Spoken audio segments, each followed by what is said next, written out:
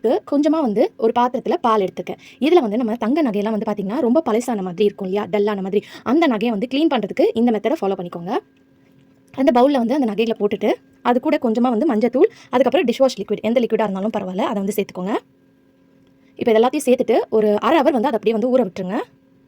So அரை ஹவருக்கு அப்புறமா பழைய டூத் ப்ரஷ் இருக்கும் இல்லையா, அந்த டூத் ப்ரஷை வந்து எடுத்துக்கோங்க.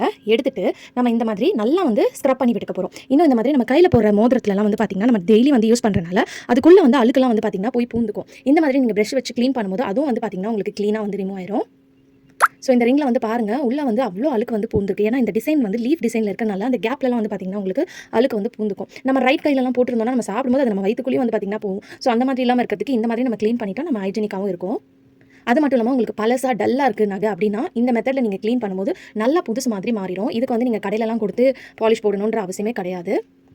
இந்த மாதிரி நல்லா ஸ்க்ரப் பண்ணதுக்கப்புறம் கொஞ்சமாக வந்து நல்லா தண்ணியில் வந்து வாஷ் பண்ணி எடுத்துகிட்டு பாருங்கள், நல்லா பளிச்சுன்னு மாறிடும். ஸோ இப்போ வந்து நான் நல்லா தண்ணியில் வந்து வாஷ் பண்ணிக்கிறேன். வாஷ் பண்ணிவிட்டு இப்போ பாருங்கள், நடுவில் அந்த கேப்பில் இருந்த அழுக்கெல்லாம் போயிடுச்சு. ரிங்கும் வந்து நல்லா பளிச்சுன்னு இருக்குது. ட்ரை பண்ணி பாருங்கள்.